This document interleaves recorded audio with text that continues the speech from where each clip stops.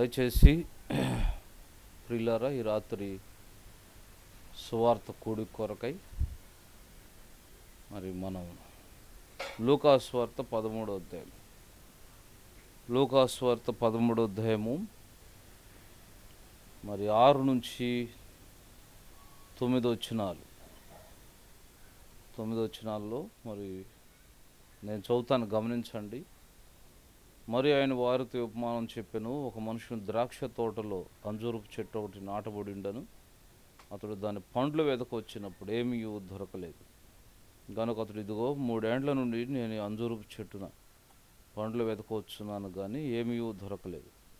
దీన్ని నరికివేయము, దీనివల్ల నీ భూమి ఏల వ్యర్థమై పోవాలని ద్రాక్ష తోటమాలితో చెప్పాను. అయితే వాడయ్యా, నేను దాని చుట్టూ త్రవ్వి ఎరువేయ మటుకు ఈ సంవత్సరం కూడా ఉండనేమో, అది ఫలించిన సరి, లేని ఏళ్ళ నరికించి వేయమని అతనితో చెప్పాను. చిన్న ప్రార్థన చేద్దాం. ప్రేమగల తండ్రి, స్తోత్రాలనైనా కనికరించము. సమయంలో మరోసారి చదువుకున్న భాగం మీ చేతులు పెడుతున్నాం. ప్రభు మాతో మాట్లాడుతురండి. ఏమైనా మేము నేర్చుకుంటూ సహాయపడమని మీ ఆత్మ సహాయము నడిపింపును కోరుతూ యేసుక్రీస్తునామమున ప్రార్థించి అడిగి వేడుకొనుచున్నాం తండ్రి, ఆమేన్, ఆమేన్. ప్రియులారా, మరి ఈరోజు ఉదయకాలం నుండి మనం అంజూరపు చెట్టు గురించి చూస్తూ ఉన్నాం. ఆరాధనలోను అట్లనే బలలో కూడా. ఆరాధనలో అంజూరపు చెట్టు ద్రాక్ష తోటలోకి రాకమునుపు దాని పూర్వపు స్థితి అని చూశాం. ఆ తర్వాత ప్రభు బలలో పాల్పొందే దానికి ముందుగా అంజూరపు చెట్టు యొక్క ప్రస్తుతపు స్థితి అని మనం చూస్తూ వచ్చాం. ఈ రాత్రి మరి సువార్త కూడి కొరకు కూడా కొన్ని తలంపులు నేను మీ దృష్టికి తేవాలని కోరుతున్నాను. మరి ఇక్కడ ఈ అంజూరపు చెట్టు ఇక్కడ యజమాని తన తోటలోకి తెచ్చి నాటినాక అయితే మరి తర్వాత ఆయన ఫలములు చూడడానికి వచ్చాడు. 7వ వచనం చూడండి, లూకా 13:7. గనుక అతడు, ఇదిగో 3 ఏండ్ల నుండి నేను ఈ అంజూరపు చెట్టున పండ్లు వెదకొచ్చున్నాను, కానీ ఏమీ దొరకలేదు. దీనిని నరికివేయము, దీనివల్ల నీ భూమి ఏల వ్యర్థమైపోవాలని ద్రాక్ష తోటమాలితో చెప్పాను. కాబట్టి ఇక్కడ యజమానికి కోపం వచ్చింది. ఇది ప్రాముఖ్యమైనది. యజమానికి కోపం, నరికివేయము. చూసారా, వాస్తవానికి ఎంతో మరి త్రోపక నుండి శపించబడి నుండి, ఫలములు లేకుండా నుండి, ఎండిపోయే స్థితిలో, మరి చచ్చిపోయి ఇక అగ్నిలో పడవేయబడడానికి సిద్ధంగా ఉండే స్థితిలో దాన్ని కనికరపడి తెచ్చి తన తోటలో. అయితే అలాంటిది మరి ఇప్పుడు నరికివేయని ఎందుకు అంత కోపం వచ్చింది అని అంటే, ఇక్కడ ఆ చెట్టు యజమాని చూపిన కొన్ని విషయాలను మరి వ్యర్థపరుస్తూ వచ్చింది. అది ఆ చెట్టు యజమాని చూపిన కొన్నిటిని దుర్వినియోగపరుస్తూ వచ్చింది. అందుకే ఇక్కడ ఒక మాట ఏమంటారంటే 7వ వచనం చివరిలో చూడండి, దీనివల్ల నీ భూమి ఏల వ్యర్థమైపోవాలి. దీనివల్ల భూమి కూడా ఎలా వ్యర్థమైపోవాలి అంటే, భూమే కాదు కొన్ని సంగతులు వ్యర్థపరిచింది. వాస్తవానికి అది వేరే అంశము, చెట్టు ఏమేమి వ్యర్థపరిచిందని. కానీ రాత్రి మరి నా హృదయంలో ఉన్న భారం ఏంటంటే, ప్రభు ఉంచింది అసలు యజమాని నుండి వచ్చే విషయాలే ఒక 5 సంగతులు అది వ్యర్థపరిచింది. యజమాని దాని మీద ఒక 5 ప్రత్యేకంగా 5 విషయాలు చూపించాడు. యజమాని నుండి వచ్చే ఒక 5 శ్రేష్టమైన సంగతులను దుర్వినియోగపరిచింది. అందుకే హెబ్రీ పత్రికలో కృపకు మూలముగా ఆత్మను వ్యర్థపరిచి ఆయన రక్తమును పాదములతో త్రొక్కి. కాబట్టి అంటే కృపను వ్యర్థపరుస్తాం చాలాసార్లు. సో ఈ చెట్టు యజమాని ఇంత ప్రేమించినోడు మనం ఆరాధనలో చూస్తూ వచ్చాం. అలాంటిది మరి నరికివేయని ఎందుకు అంటున్నాడు అని అంటే, యజమాని నుండి వచ్చే ఒక 5 విషయాలను దుర్వినియోగపరిచింది. ఏమంటే ఆ చెట్టు దుర్వినియోగపరిస్తే ఇప్పుడు అవి మనకు అవసరమా అని కూడా అనిపించవచ్చు కొంతమందికి వినేవాళ్ళకు. కానీ అసలు విషయం ఏంటంటే చెట్టు దుర్వినియోగపరిచింది దానికోసం కాదు మనం చూడాల్సింది. ఈనాడు తెలియకుండా చాలాసార్లు మరి దేవుని పిల్లలంగా మరి ప్రతి మానవుడి జీవితంలో కూడా దేవుని నుండి వచ్చే ఈ విషయాలను వ్యర్థపరుస్తున్నాం మనం. అది గ్రహించాలనే దేవుని వాక్యంలో ఈ విషయం రాయబడింది. ఇంకా చెప్పాలంటే ఇక్కడ 2 కోణాల్లో చూడాలి. ఒకటి, పాపైన మానవుడు కూడా దేవుని నుండి వచ్చి ఈ 5 విషయాలు వ్యర్థపరుస్తున్నాడు. అట్లనే రక్షించబడ్డ వ్యక్తులు కూడా ద్రాక్ష తోటలో తేబడినా కూడా ఇది గమనించాలి. ఈ అంజూరపు చెట్టు ద్రాక్ష తోటలో నాటబడినప్పటికి కూడా తర్వాత కూడా ఈ 5 విషయాలు దుర్వినియోగపరిచింది. ఈరోజు చాలా విచారం. రక్షించబడిన వ్యక్తి అంటే పాప అంటే దేవుని ప్రేమ దేవుని మరి కృప అవి తెలియక దుర్వినియోగపరుస్తున్నాడంటే కొంత మరి అంటే అది తెలియక అనుకోవాలి. కానీ రక్షించబడిన వ్యక్తి కొద్ది గొప్ప దేవుని ప్రేమ రుచించి కృపను అర్థం చేసుకొని గ్రహించి అనుభవించి కూడా తిరిగి రక్షించబడి కూడా దేవుని దగ్గరుండే ఈ సమృద్ధిని దుర్వినియోగపరచడం అంటే ఇది మరి ఒక విధంగా చెప్పాలంటే పాపి దుర్వినియోగపరిచిన దానికంటే భయంకరమైనది.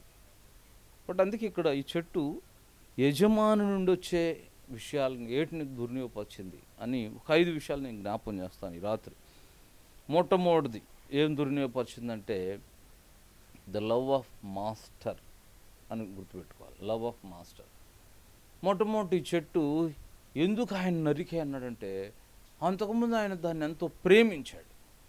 ప్రేమను గుర్తించకపోతే, ప్రేమను దుర్వినియోగపరిస్తే ఖచ్చితంగా అందుకే నరికి అంటాడు. కారణం ఏంటంటే కొంచెం జాగ్రత్తగా వినాలి. ఎవరైనా అంతే. ఇప్పుడు చూడు, ఒక్కోసారి తండ్రి ఎంతో ప్రేమిస్తాడు, కానీ అదే తండ్రి కోపం వస్తే ప్రేమను అలుసుగా తేలిగ్గా తీసుకొని ప్రేమను అనుభవించు, ప్రేమలో ఆనందించు, తండ్రి ప్రేమలో.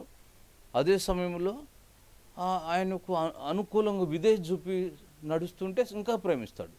అదులు పెట్టి ప్రేమను అలుసుగా తీసుకొని ఆయన ఏదో పిచ్చి తండ్రిలాగా తీసుకొని దుర్వినియోగపరిస్తే తండ్రికి కోపం వస్తే ఎట్లుంటుంది? ప్రేమ అనుకున్నాను కానీ డబుల్స్ కోపం ఉంటుంది, శిక్ష ఉంటుంది. చూసారా? అట్లానే ఇక్కడ యజమాని ప్రేమను ఎట్లాగ యజమాని ప్రేమ అంటే చూడండి, అది మనం ఆరాధనలో చూసాం. క్రొత్త నిబంధనలో అంజూరపు చెట్టు స్థితి త్రోవ పక్కన ఉంది. ఎందుకు త్రోవ పక్కన ఉంది? దాని ఇత్తనమే త్రోవ పక్కన ఉంది. మత్స్యోత్పాదంలో దాని కాబట్టి దాని మూలము త్రోవ పక్క ఉండేది. మానవుడి జీవితమే త్రోవ దొలిగిపోయింది. కాబట్టి ఇలాంటి చెట్టును ప్రభు ప్రేమించి మరి తెచ్చి తన తోటలో, అసలు తోట ఏం తోట చూడండి, అది గమనించాలి. అది అంజూరపు తోట కాదు. ఏం తోట అంట? 6వ వచనం, ఒక మనుషుని ద్రాక్ష తోట. అందులో ద్రాక్ష చెట్లు ఉంటాయి. అది ద్రాక్ష చెట్లకు సంబంధించిన తోట. కానీ ఇది అంజూరపు చెట్టు. కానీ ఈ అంజూరపు చెట్టుని తెచ్చి ఎక్కడ తెచ్చాడు? తన తోటలో. అది అంజూరపు తోట కాదు, ద్రాక్ష తోట. కానీ అంజూరపు చెట్టు నాటు అంటే ఇది యజమాని దాన్ని ఎంతో ప్రేమిస్తే కానీ తన తోటలో నాటుకోడు. అది ఏదైనా వాస్తవం. మన ఇంట్లో ఉండే ఏ వస్తువైనా మొట్టమొదటి దాన్ని నీ అంతరంగంలో అంటే దాని అవసరత ఉంటుంది, నీ అంతరంగంలో. అంతకంటే ముందు దాన్ని నువ్వు ప్రేమిస్తే కానీ తీసుకో. కాబట్టి హృదయంలో ప్రేమించినాకే ఒకటి మనం కలిగి ఉంటాం. కాబట్టి దాని మీద ఉన్న ప్రేమ, యజమాని ప్రేమతోనే దాన్ని తెచ్చి తన తోటలో నాటుకున్నాడు. చూడండి, ఒక్కోసారి కొంతమంది దారిని వెళితే ఏదైనా పూల మొక్కలు కనపడితే, కొంతమంది కొన్ని రకాలైన పూలు అంటే చాలా ఇష్టం. అవి కనపడ వెంటనే ఒక్కోసారి వాళ్ళ దగ్గర డబ్బులు లేకపోయినా పక్కన వాళ్ళ దగ్గర తీసుకొని కొని తెచ్చి వాళ్ళ ఇంటి స్థలంలో నాటుకుంటారు. చూసారా? కాబట్టి అట్లాగూ యజమాని ఎంతో ప్రేమించి ఆ తోట అంజూరపు తోట కాకపోయినా ద్రాక్ష తోట అయినా తన తోటలో నాటుకుంటే, అంటే ప్రేమతో ప్రేమించాడు కనుకనే తన తోటలో నాటుకుంటే ప్రేమించిన యజమానికి ఫలం ఇచ్చిందా? ఇవ్వలేదు. ఆ ప్రేమతో ఆయనకేదో ఆయన పిచ్చికి ప్రేమిస్తున్నాడు, నేను ఫలించాలా అని ఆయన ప్రేమకు ప్రతిఫలం ఏమి ఇవ్వలేదు. చూశాడు, సహించాడు. ప్రేమ చివరికి ఏం మారింది? కోపం. ఖచ్చితంగా. ఒకటి గొర్రె పిల్లగా వచ్చిన ప్రభు రేపు కోదమ సింహంగా, కాబట్టి తీర్పు తీర్చే ప్రభుగా వస్తాడు. ఈరోజు ప్రేమతో వేడుకుంటాడు, కుమారుడు నీ హృదయం నాకేమో, కుమారి నీ హృదయం నాకేమో, అయ్యా నీ హృదయం తెరు, నేను క్షమించడానికి హృదయం తెరవమని ప్రేమతో వేడుకునేవా ప్రభువే. ఒక దినం ఉంది, ఉగ్రత దినం అని బైబిల్ రాస్తుంది. దేవుని కోపం దినం. ఆ రోజు నిర్మమాటంగా నిష్కర్షగా అంటాడు, నరికివేయి దీన్ని నరికి. ఆ ఉగ్రతను తప్పించుకోవాలంటే ఈరోజు ప్రేమను దుర్వినియోగపరచొద్దు, సద్వినియోగపరచు. ఆయన ఆశించే ఫలం అందించు చాలు. అందుకే సో లవ్ ఆఫ్ మాస్టర్, యజమాని ప్రేమను మరి ప్రేమ తగినట్లు ఫలించినట్టే యజమాని సంతోషించేవాడు. నరికే అనేవాడు కాదు 3 గంటలకే. అట్లా చాలాసార్లు, అంటే అది చెట్టు విషయం. మానవుడి జీవిత విషయంలో చూస్తే నిజంగా చాలాసార్లు రక్షించబడిన వ్యక్తులు కూడా చాలాసార్లు మన జీవితంలో దేవుని ప్రేమను దుర్వినియోగపరుస్తున్నారు. చాలా కోణాలు. సామెతల గ్రంథాలు అంటాడు, నువ్వు ఎన్నిసార్లు నీకు తోచినట్లు ఇష్టానుసారంగా జీవిస్తున్నా నేను శిక్షింపకపోవడం చూసి నేను నీ బోటు వాడిని అనుకుంటున్నావా? చాలాసార్లు ప్రభువుని మనం చాలా అలుసుగా తెలుగా ఏముంది, దేవుడు క్షమిస్తాడులే, దేవుడు దేవుడిని కొంతమంది ఒక పక్కే చూస్తాడు, ప్రేమామయుడు, దయామయుడు, కరుణామయుడు. మరో పక్క చూడు. అందుకే హెబ్రీ 12వ అధ్యాయం చివరొచ్చులో మన దేవుడు దహించు అగ్ని. కాబట్టి దేవుని కోపము చాలా భయంకరం. ఆయన కోపపడే వేళ ఎవరు సహించగలరు? కాబట్టి దేవుని తీర్పు, దేవుని శిక్ష కూడా చాలా భయంకరమైనది. ఎవరైనా వ్యక్తిగతంగా కూడా దేవుని దాసులైన, విశ్వాసులైన, సీనియర్స్ అని ఎవరైనా అలుసుగా, అనాలోచనగా, ఆటగా తీసుకుంటే, అనాలోచనగా బ్రతికితే క్రైస్తవ జీవితం దేవుని శిక్ష కూడా చాలా భయంకరమైనది. అందుకే భయముతో, వణుకుతో కొనసాగించాల్సిందే రక్షణ. మరి ఎక్కువ కృతజ్ఞతతో, విధేయతతో, దీనులమై కొనసాగించాల్సింది రక్షణ. కృపను దుర్వినియోగం చేయొద్దు, సద్వినియోగం చేసుకుందాం. ఏదైనా సరే ప్రభుని, అన్నిటికంటే మించి ప్రభు ఇచ్చిన రక్షణ. ప్రభు ఎంతోమందికి నేను రక్షించావు, నేను నీకు తగినట్లు బ్రతకడానికి సహాయం చేయి. కృతజ్ఞతతో మరి సద్వినియోగపరచుకుందాం రక్షణ, దుర్వినియోగపరచొద్దు. ఈరోజు చాలాసార్లు దేవుని బిడ్డలు ఈ దినాల్లో నిర్లక్ష్యం, ఆత్మీయ నిర్లక్ష్యం. అదే స్ప్రవంటికి ఎల్లప్పుడు ప్రేమిస్తూ ఉంటాడు, శిక్షించడు, ఏముండదు అనుకున్నాం. కానీ ఒక దినాన నా ముగింపు, లేకపోతే రాకడ సంభవిస్తే విడిచిపెట్టబడి భయంకరమైన తీర్పులోకి, ఉగ్రతలోకి వెళ్తాం. అందుకే అంత ప్రేమించి తెచ్చి తన తోటలో నాటుకున్న యజమానే నరికివేయి అని చెప్పడం చాలా ఆశ్చర్యం, భయంకరమైనది కూడా. అందుకే యజమాని ప్రేమను దుర్వినియోగపరుస్తుంది. ఈరోజు రక్షించబడిన వ్యక్తుల్లోనూ ఇది చాలా ఎక్కువ చూస్తాం. సరే, ఎవరికి వాళ్ళం, నాకు నేను, నీకు నువ్వు, మనకు మనం ఈ రాత్రి మనం నేర్చుకోవాల్సింది, ప్రభువా ఎక్కడ కూడా నేను నీ ప్రేమను దుర్వినియోగపరచకుండా నాకు సహాయం చేయి.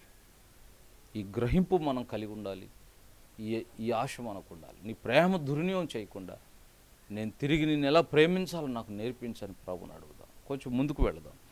ఇంకా చెట్టు ఏం దుర్వినియోగపరిచిందంటే, ఏం వ్యర్థపరిచిందంటే లవ్ ఆఫ్ మాస్టర్, అండ్ రెండవది లేబర్ ఆఫ్ మాస్టర్, యజమాని యొక్క పెట్టుబడిని కూడా వ్యర్థపరిచి. ప్రేమించాడు గనక తన తోటలో నాటాడు. ఇక్కడ రెండో జాగ్రత్తగా గమనించాలి. యజమాని ప్రేమించడమే కాదు, దానికి కొంత పెట్టుబడి పెట్టాడండి. దానికి అనేకం పెట్టాడు. దానికి మరి నిజమే, వ్యవసాయము, సేద్యం అంటే పెట్టుబడి లేకుండా, ఖర్చు పెట్టకుండా ఏం లేదు. చూసారా, తన తోటలో అంటే కొన్ని ద్రాక్ష చెట్లు ఉండాల్సిన చోట అంజూరు చెట్టు వేయడం, తర్వాత ఒక చెట్టు అన్నాక మరి అక్కడ ఇంకా ఏమేమి ఉండే, దాని సంరక్షణ కోసం తోటమాలు ఉన్నాడు, ఇంకా దానికి అవసరమైన ఎరువులు ఉన్నాయి. అందుకేగా తోటమాలు అంటాడు, అయ్యా ఈ సంవత్సరం కొన్ని ఎరువులు వేస్తాను, దాని చుట్టూ తవ్వి అంటాడు. దాని చుట్టూ తవ్వి అంటే దానికి పనిముట్లు ఉండాలి తోటలో. చూసారా, దానికి అవసరమైన కొన్ని చెట్లు ఉంటాయి, వాటికి కొన్ని కత్తెరలు అవసరం. ఇట్లా ఆ చెట్టుకు అవసరమైన పనిముట్లు ఇవ్వాలి, ఆ చెట్టుకు అవసరమైన ఎరువులు ఇవ్వాలి, ఆ చెట్టుకు అవసరమైన మందులు ఇవ్వాలి, ఆ చెట్టుకి ఒక పనివాడిని, ఒక తోటమాలు ఉండాలి, ఆ తోట చుట్టూ కంచి ఉండాలి, చెట్టు పాడైపోకుండా. ఏదైనా దాని కొరకు కొంత పెట్టుబడి పెట్టాలి. ఈ క్రయం చెల్లించాడు, అది తను ఖర్చు పెట్టాడు కొంత. ఎందుకంటే ఎప్పుడు కూడా కొన్ని ప్రేమిస్తే తెలియకుండా దానికి ఖర్చు పెడతాం, అది సంగతి. ప్రేమలో ఇచ్చివేస్తాం, ప్రేమ ఇచ్చుకుంటుంది. ప్రభు కూడా నన్ను ప్రేమించి మన కొరకు ఇచ్చుకున్నాడు. ఏమి ఇచ్చుకున్నాడంటే, మనుషులైతే డబ్బులు, శక్తి అవి ఇవి ఇచ్చారేమో, కానీ ఆయన ఎరువులు, కత్తెరలు, తోటమాలు ఇచ్చడం, కానీ ఆయన తను తానే ఇచ్చుకున్నాడు మన కొరకు. అందుకే పౌలు నన్ను ప్రేమించి నా కొరకు తను తాను అప్పగించుకొని చూసారా, తనను తానే అసలు సమర్పణగా మన కోసం ఎక్స్పెన్స్ అయిపోవడానికి ఇష్టపడ్డాడు. సిలువలో ఆఖరి వరకు పరిశుద్ధ రక్తం ఇచ్చాడు. తనను తాను క్రయం చెల్లించుకున్నాడు, తనను తాను అప్పగించుకున్నాడు. ఎందుకు మౌనంగా ఉన్నాడు? నేరస్తుడా? కాదు. నీ బదులు నా బదులు శిక్ష అనుభవించాలి గనక, మన కోసం నిన్ను ప్రేమించాడు గనక, నీ కోసం కొంత ఇవ్వడానికి ఇష్టపడుతున్నాడు గనక తనను తాను ఇచ్చుకున్నాడు. నీ బదులు నువ్వొద్దు నా కుమారుడా, నువ్వొద్దు నా కుమారి, నేను చనిపోతాను ఈ స్థానంలో సిలువలో. నీ బదులు హీఈస్ అవర్ సబ్స్టిట్యూట్. నీ బదులు నువ్వే పడాల్సిన సిలువ దగ్గర ఆయన అడ్డు వచ్చి నువ్వొద్దు నేనే పడతాను. నీ చేతులతో చేయబడ్డ పాపానికి ఆయన చేతులు అడ్డుపెట్టి అప్పగించాడు మేకులు. నువ్వు ఆలోచించిన పాపానికి ఆయన తల అప్పగించాడు ముళ్ళకిరీటం. నువ్వు నడుచుకుంటూ వెళ్ళిన పాపం కొరకు ఆయన పాదాలు అప్పగించాడు. నువ్వు ప్రేమించి చేసిన పాపానికి ఆయన హృదయం అప్పగించాడు. పక్కన బళ్ళెపోటు నీ కొరకు నా కొరకు ఆయన అప్పగించుకున్నాడు. ఆఖరి వరకు రక్తం కాచాడు. సో ఈ ఎక్స్పెన్స్ కొంత ఖర్చు పెట్టాడు, ఆయన ఇచ్చుకున్నాడు. సో కాబట్టి అందుకే యజమాని యొక్క పెట్టుబడి కూడా ఉంది ఇక్కడ. యజమాని కొంత పెట్టుబడి ఎందుకు ఒక చెట్టు అంటే, ఒక వ్యవసాయం అంటే, ఒక వ్యాపారం అంటే కొంత పెట్టుబడి ఖర్చు పెట్టాలి. అందుకే బైబిల్ మొదట మనం ప్రేమించుతామని కాదు, తానే మనలను ప్రేమించి. అసలు ఈరోజు మనం ఏమిస్తున్నాం? క్రైస్తవం అంటే ఏదో సమర్పించుకోవాలి, ఇది చాలా కష్టం అనుకుంటారు. నువ్వు ఇచ్చేదేమో ఆల్రెడీ ఆయన అన్నీ సమర్పించుకోండి. పరలోకాన్ని, తండ్రిని, దూతలను, మహిమను సమస్త విడిచి మన కొరకు వచ్చాడు. నీ స్థానంలో బలైపోవడానికి ఇష్టపడ్డాడు. సో అందుకే మరి యజమాని యొక్క పెట్టుబడి, హి గివెత్ హిమ్సెల్ఫ్, తనను తానే ఇచ్చుకున్నాడు నీ కొరకు నా కొరకు. చూసారా?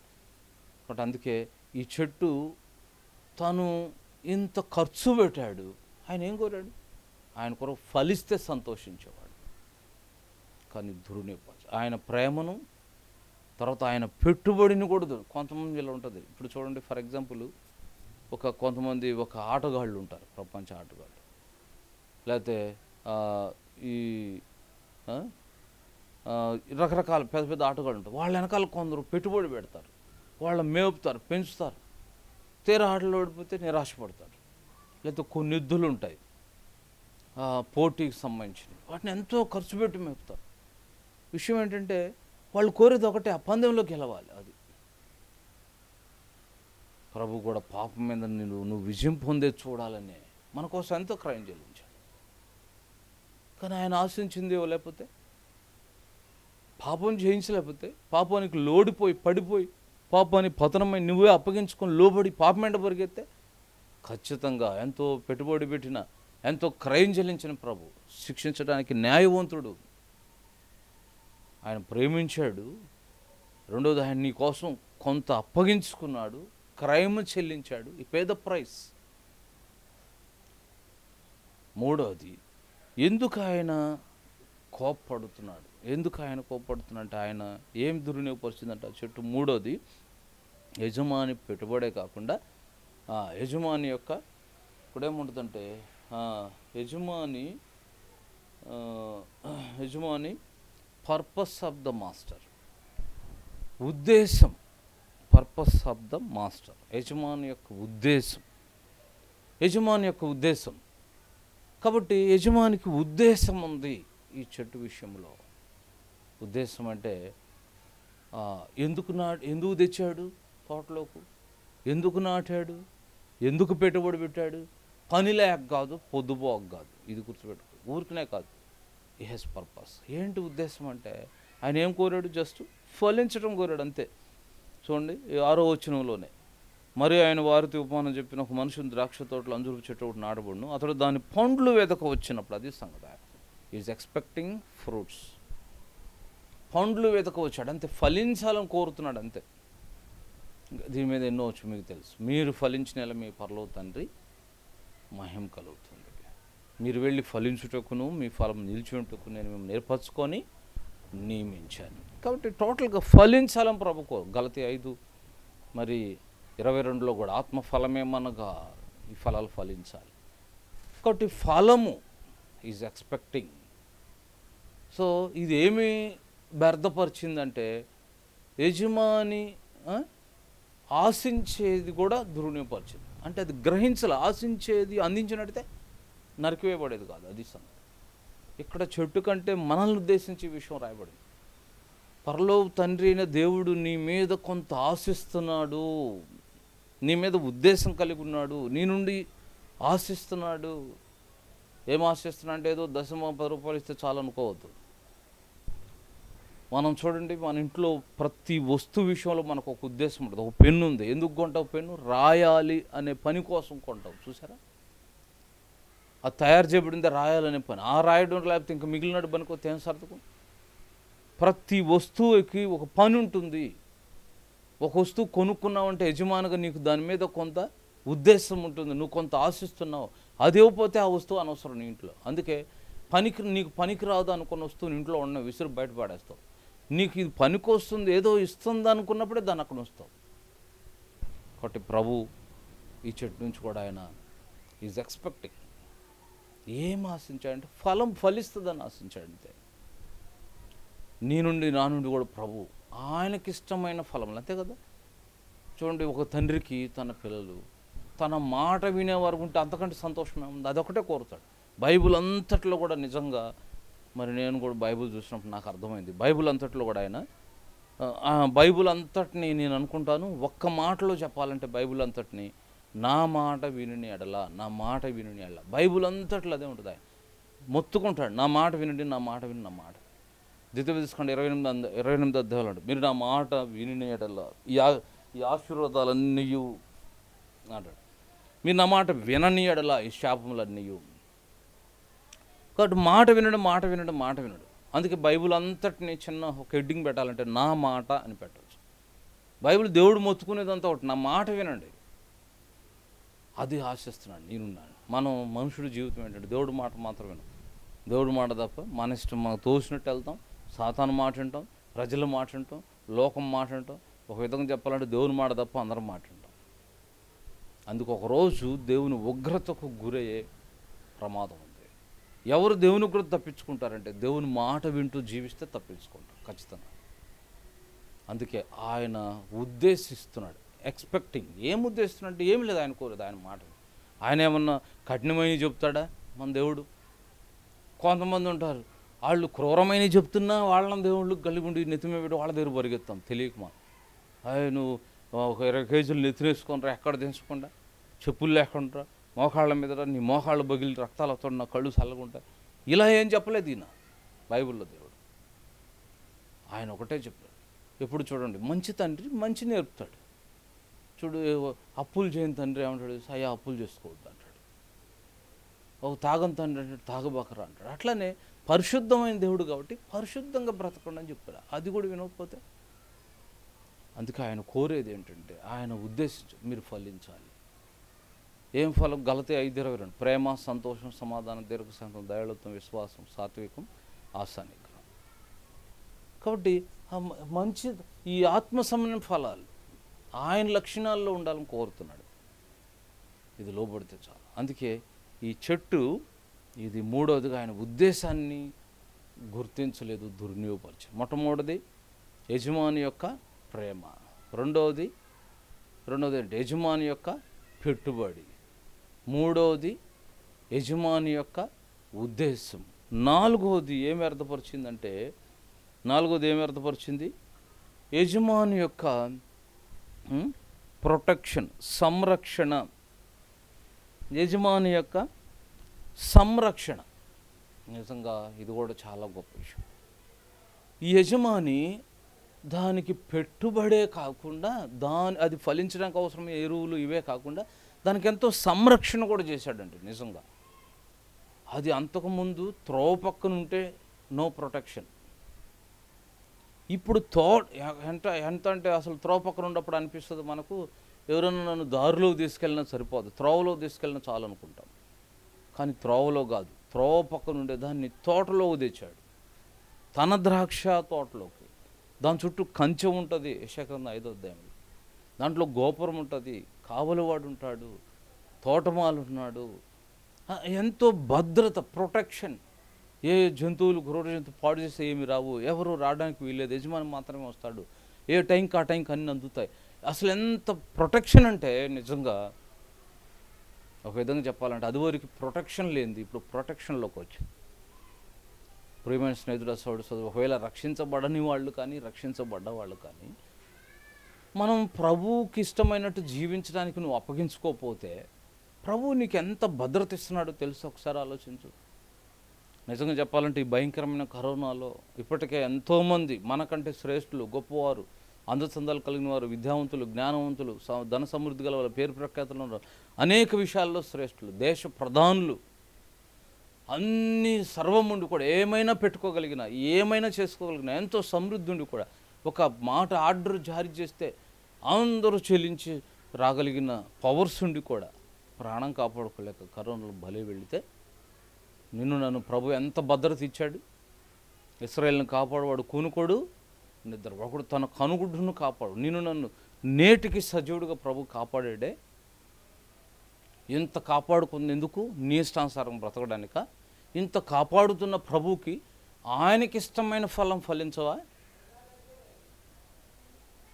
ఆయనకి ఇష్టమైన ఫలం చూడండి. మనము 10 రూపాయలు పెట్టి ఏదన్నా చిన్న పూల మొక్క తీసుకొస్తేనే మన స్థలంలో నాటితే మనం అనుకున్న పువ్వు ఇవ్వకపోతే పెరికి బయట ఇసిరి పడేస్తావు. 10 రూపాయలు పెట్టుబడి పెట్టిన దానికే నువ్వు అనుకున్న పువ్వు ఇవ్వకపోతే ఇసిరి పడేస్తావు. నువ్వు అనుకున్నది ఇవ్వకపోతే మరి ఇంత సృష్టించుకున్న దేవునికి ఆయన ఆశించినట్లు జీవించకపోతే ఆయన పెరికి వేయడా?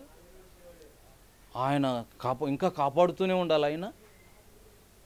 ఆయన ఎందుకు కాపాడు తెలుసా? ఒకవేళ ఇంకా తెలుసుకుంటా ఇక నుంచన్నా ఆయన మాట వింటావు. నువ్వు తెలుసుకొని వింటావేమోనని వేచి ఉన్నాడు.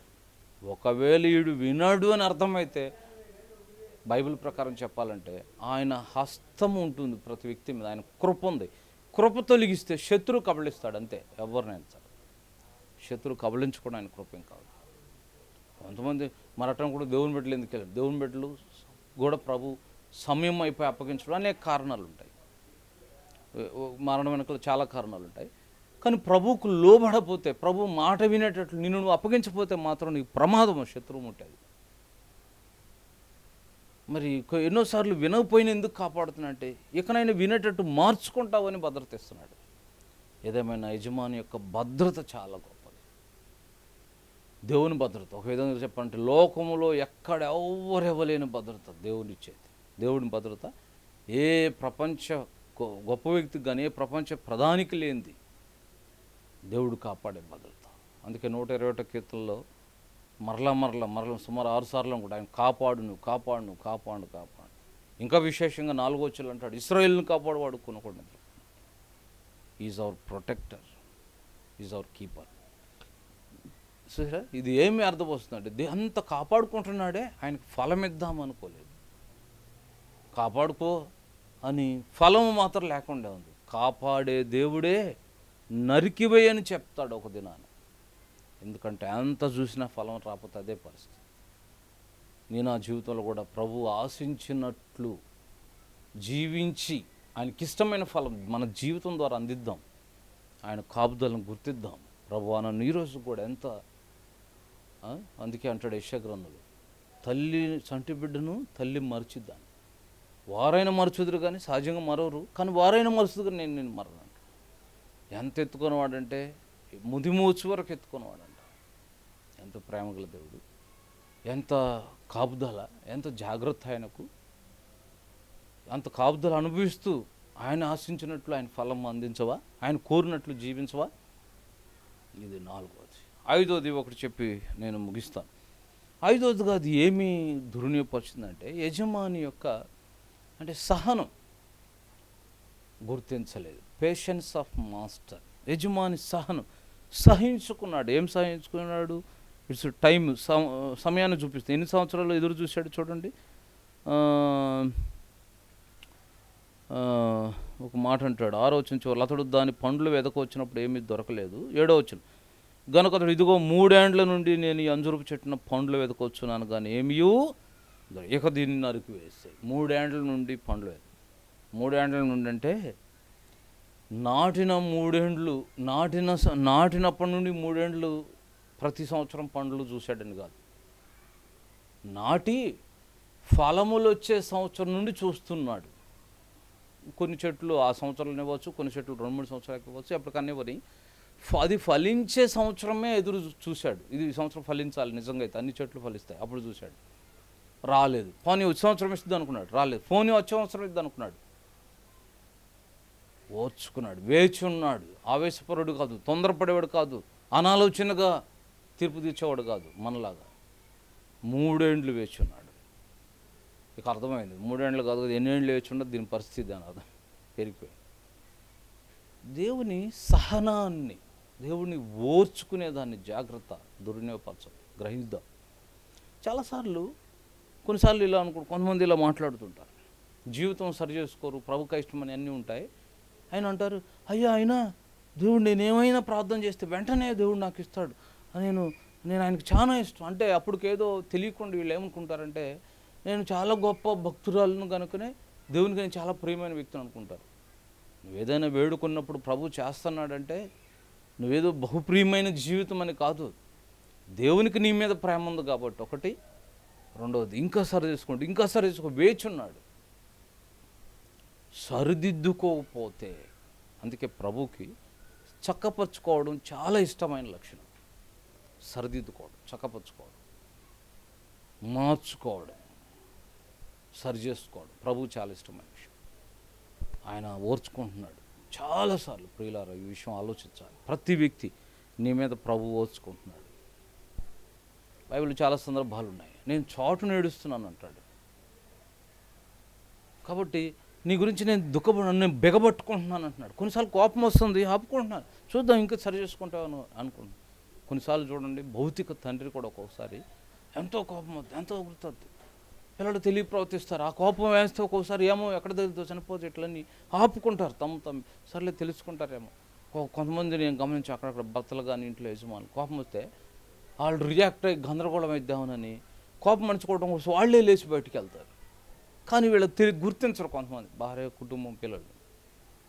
ఖచ్చితంగా దేవుడు చాలాసార్లు మరి ఆయన కోపించాలి, గద్దించాలి, శిక్షించాలి అనిపించి కూడా ఆపుకుంటున్నా అంటున్నాడు. ఎందుకంటే నువ్వు మార్చుకుంటావు. అందుకే 5వదిగా ప్రభు యొక్క సహనాన్ని, పేషెన్స్ ఆఫ్ మాస్టర్, యజమాని యొక్క సహనాన్ని దుర్వినియోగపరుస్తూ వచ్చాను. ఇన్ని దుర్వినియోగపరిచింది కనుకనే లాస్ట్ లైన్ అంటాడు, దీన్ని నరికివేయి. నీ నా జీవితంలో ప్రభు ఈ రాత్రి మనకు నేర్పేది, ప్రియమైన సోదరి, ఒకవేళ రక్షించబడకపోయినా ఈ లోకమనే తోటలో నువ్వు ప్రభు నాటుకున్న మొక్కవి. ప్రభు నీ విషయంలో ఇవన్నీ చూపించాడు. ప్రభు ప్రేమ చూపించట్లేదా? ప్రభు నీ కోసం క్రైమ్ చెల్లించాడు సిలువలో. ప్రభు నీకెంతో భద్రతనిచ్చాడు. నీ విషయంలో ప్రభుకు ఉద్దేశం ఉంది. అంతేకాదు, ప్రభు నీ విషయంలో ఓర్చుకుంటున్నాడు. ఇవి గ్రహించి ప్రభుకి ఇష్టమైనట్టు జీవించడానికి అప్పగించుకుంటే ధనుడు అవుతావు, ప్రభు సంతోషిస్తాడు. ఎదుటి చెప్తారులేని ఇవన్నీ నిర్లక్ష్య పెట్టి బ్రతికితే ఈరోజు ఓర్చుకుంటున్న ప్రభువే, ఈరోజు ప్రేమిస్తున్న దేవుడే ఏ క్షణానైనా దీన్ని నరికివేయమని చెప్పవచ్చు. నీ విషయంలో విశ్వాసగా కూడా ప్రభు మనల్ని రక్షించి త్రోవ ప్రక్క నుండి, వెళ్ళిపోయిన జీవితం నుండి, శాపగ్రస్తమైన నుండి, లోకం నుండి, పాపం నుండి వేరు చేసి తన ద్రాక్ష తోటలో, స్థానిక సంఘములు, సార్వత్రిక సంఘములు ప్రభు మనల్ని నాటాడు. ఇక్కడ యజమాని ప్రేమ గ్రహిద్దాము. నీకోసం ఆల్రెడీ పెయిడ్ ప్రైస్, క్రైమ్ చెల్లించాడు, ఎంతో పెట్టుబడి పెట్టాడు. అంతేకాదు, మరి ఆయన నీకోసం నీకెంతో భద్రతనిచ్చాడు. ఈరోజు కూడా ఆయనే కాపాడుతున్నాడు.